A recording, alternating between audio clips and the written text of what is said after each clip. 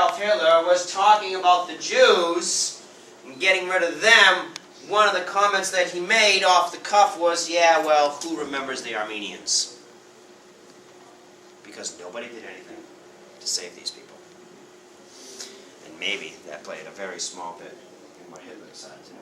But you know, we've gone over a footnote, we've gone over this, we've gone over that, but the one thing we really don't get is why did Russia revolt? What was the big deal? First of all, let's understand. One more. Let's understand the importance of the Russian Revolution here. Amanda, do you know what President Barack Obama is doing today? Today is in like right now. Mm-hmm. Right now is today. What's he doing? Getting a nuclear summit. Right. He's very good, Michael. Good that you pay attention to the news. He's paying attention. Yeah, paying attention. He is talking with other nuclear leaders, not nuclear, well, yeah, they are nuclear leaders, other world leaders about a big, big problem. And that problem is terrorists getting nuclear weapons. Does that scare you? The terrorists getting a nuclear weapon and blowing up D.C. or Tampa? Do something to wake up, because your eyes drifting off is very distracting. Oh, okay.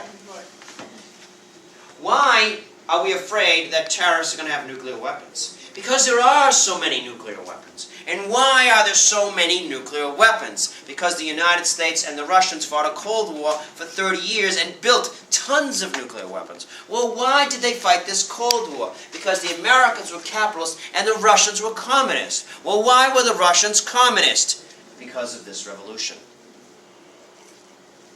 A direct connection to your lives today. Direct. There's no tangents. It's a direct domino equation. And I'm going to show you even more direct because it's going to blow you away. Okay? Why did this Russian Revolution happen? Why did there become communism and a Cold War and nuclear weapons, and now we have to worry about nuclear terrorism? Because remember what the Russian people were like. They were ruled by a Tsar who was a total autocrat, more powerful than any emperor has perhaps ever been in Europe, and certainly is at that time. His family has been ruling for 300 years. They're the only ones to ever rule Russia, the Romanovs. And Nicholas II believes in his right to rule as much as the very first Romanov, Michael Romanov, did. Okay? But by 1905, things have been getting a little bit bad in Russia. You had a revolution there, if you remember Bloody Sunday. And they set up a Duma. 1905 was also the same year the Japanese had defeated the Russians in a war, so things had gotten a little shaky. Right? But the Tsar, even though he set up a Duma, he ignored it. So what you have by 1914 is you have a country where a lot of people are kind of upset. They're starting to form these little groups called Soviets, which means a workers' council. Other people, like Vladimir Lenin, have been exiled, either to other countries like Lenin was in Switzerland, or to Siberia. Okay? The Tsar has set up a Duma, but he's ignoring it. So he's given them democracy, but they don't have it, and they know it. So you've got a very, very frustrated group of people. In fact, one of the reasons why the Tsar fights in World War I is it's a great way to forget about all of our problems. That's a wonderful thing. If you want to unite the American people, or any people, give them a war to fight. Because all your differences go away.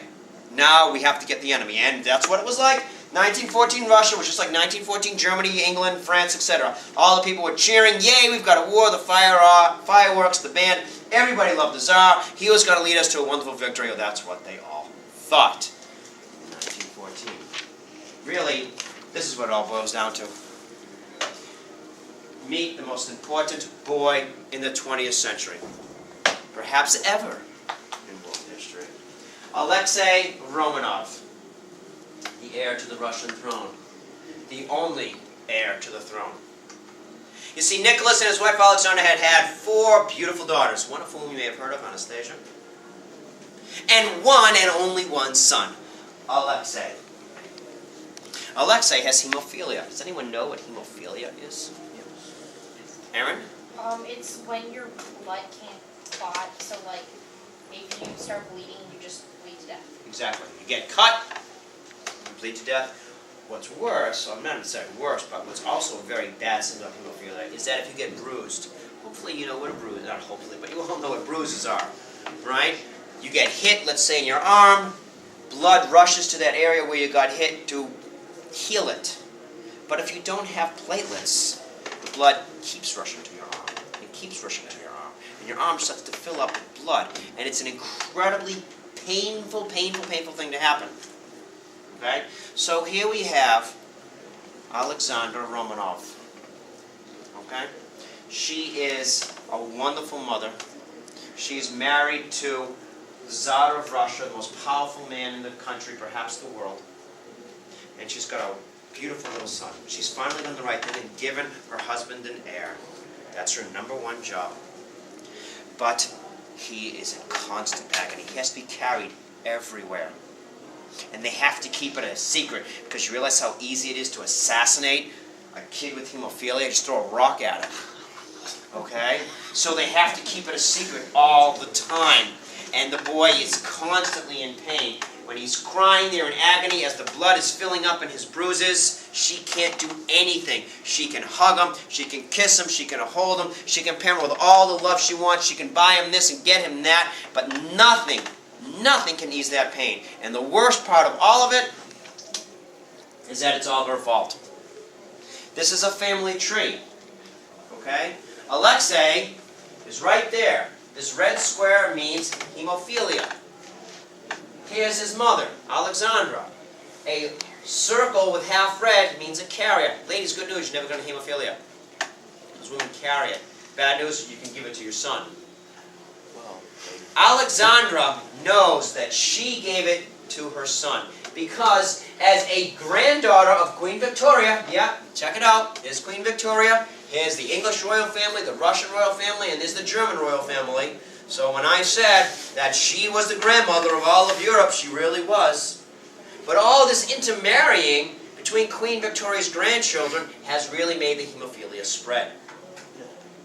She knows, because her uncle has hemophilia, that she gave it to her son. So, can you imagine the agony she must feel? She's finally done the right thing and her son is in constant pain and he could be killed at any moment and there's absolutely, positively nothing that she can do about it. Except for one thing. I'm sure you've heard of Rasputin. Alexandra loves her son. She would do anything to save him. And that anything means trusting. Hopefully you can tell by the picture or you've heard about what a freak Rasputin was. He was. He was a freak. A self-proclaimed holy man who loved sex. Absolutely positively loved it. He would go to orgies in St. Petersburg. He would get drunk in a bar, throw glasses around, and take the local waitress upstairs. He would expose himself in public. He would get arrested, but then immediately released. Because there was one other thing that Rasputin could do that nobody in the world could do. And that was, she could help Alexei. Alexei would be screaming and crying in agony, and nothing could be done for him. He was in horrible pain, and he would show up and touch the boy. Or he would talk to the boy, and he would be fine. He would look at the boy, and he would be fine. And one time, believe it or not, he actually sent a telegram to the boy, and he got better. To this very day, 21st century, all the knowledge that we have no idea how he did this. We cannot explain it. Medical science has no explanation for how this freaky guy could settle down and save the boy. We don't know. But we know he did it. But you have to realize what really matters is the fact that the Russian people had no idea of any of this. They saw one thing and one thing only, that this freak could go into the palace whenever he wanted to. They didn't know about his powers because they didn't know about Alexei's hemophilia. It was a closely guarded secret. So what the hell is wrong with the Tsar and Tsarina? This freaky guy is going in and out of the palace, meanwhile we're losing the war. They didn't understand it at all. And they got more and more upset.